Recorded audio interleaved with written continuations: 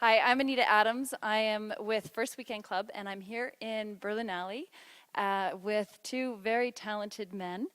We've got Robert Lepage and Pedro Pires. And these two fine gentlemen have made the film Triptych, pardon me. Triptych. And I saw this beautiful film just yesterday, and I was really blown away with the beauty of your story. And I wanted to talk to you about what you made. I see a lot of films, and I love film, and a lot of films I find you have a great story, and I think that's where you have to start, obviously, with a great story. But you guys created something so much more than just a great story. There's a real richness, a depth. There's so many layers. There's the layers of the cinematography is just stunning. The sound quality is absolutely beautiful. Just the way you take the shot, the dirt on the glass. I just love that. You know, just I like little. Yeah. I like that dirt also. I wanted to talk about, where does that begin? How do you build those layers? Where do you start, and how do you take it from there to get that complete picture at the end that just so rich with all of those elements? I don't know who wants to answer Robert will start with. Well, actually, the thing is that this used to be a play, so it was a 9-hour play, and there were 9 stories, 9 very good stories actually, and we decided to choose 3 of them who had some kind of parenthood, where the characters knew each other, had some kind of blood relationship, and we took these 3 characters, these 3 stories, and we created this thing called Triptych, and I think that has to do a lot with the richness of the whole narrative. It comes from the fact that you're telling the stories of 3 different people. They have their 3 mindsets and their ambiance and all that. So you have to, what you're doing is more than a movie. You're a braid. You're kind of braiding together 3 stories. So how do you do that? How do you? So and that's where Pedro's talent comes into. You're the weaver? He's the weaver. one of them. Yeah.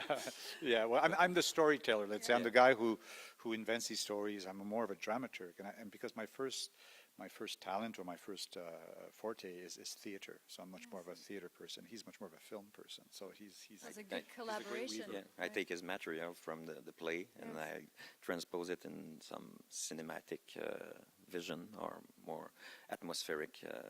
Yeah. What a dynamic team then! Wow, because it really transcends beautifully on the screen. So you must have a vision, and then you come together and you share that vision. You talk about it. How long does it take to make sure you guys are both on the same page? We work in a relay. I take the script and I work on my way, and then meet Robert again, and then we adjust. So it's a kind of a big Lego that we make part-time over 3 and a big half Lego? years. Is that, okay, you're building. Like I love block, it. block by block, we create a film, and what we don't like, we reshoot, and it's very organic way to make the film. Yeah, and of course, we end up on the film set at the same time, but actors have to follow 2 directors, and we have to find what we're good at so that the actors don't get confused. And so we have to find a complementary way of working. And but I got used to that in the past years because I was doing a lot of opera work, and in the opera world, that's what you do. You have a conductor who's the big boss, and you're also the big boss because you're the stage director. So who does the singer listen to? He has to listen to both. So you have to find a dynamic between the 2, both the conductor and the stage director, to not confuse the singer. You want the singer to add together and to blend together information he gets from 2 different sources. So that's what we had to do on the set, actually. Wow, it's you've done a masterful job. So, and you guys, I imagine every decision is a collaborative decision that you have to sit down and discuss. And well, it's a kind of. I take the script and I make my movie for kind of 2-3 weeks in my head. I make drawings and everything, and then I go to Robert, and then we Does it make any sense? it's not at all. You don't get the point. Don't get the point. did you guys find that you would agree more than disagree, or is it a little bit of both? We agree more because. Of course, there was a lot of discussions and divisions on certain points and things like that.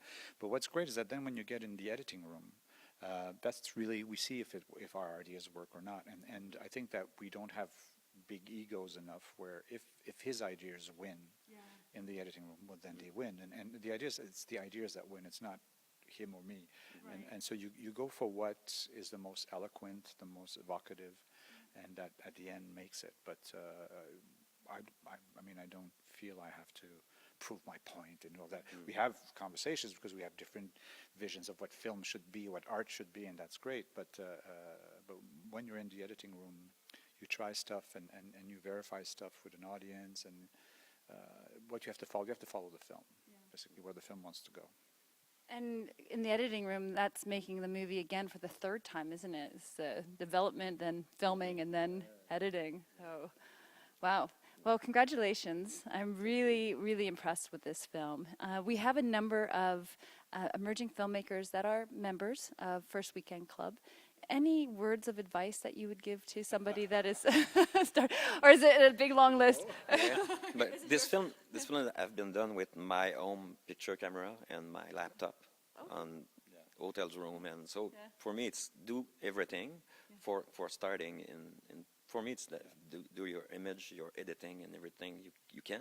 Like do it all yourself. You mean not like do it everything? I've done the image and the editing and with help, but I think it's the best way to develop your vision of doing film. After that, you can say, okay, you can how do you say? You can work with people. Right. And So be clear on your vision first, and then you can direct somebody else. Making it. Find your language. If you do everything, you will find your language. Right. If you are, but.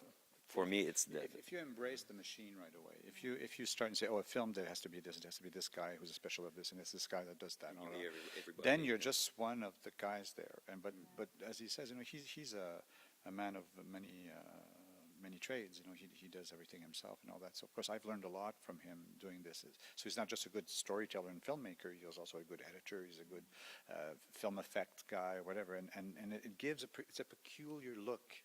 Because it's so that's why any young director that wants to start has to master all the crafts. I think understand exactly what they're about and what role they play, and then after that you could decide that you'll find a better cameraman than you or a better editor than you. But you need to know it. You need to know all aspects of it. you have to know what the craft is about. Yeah.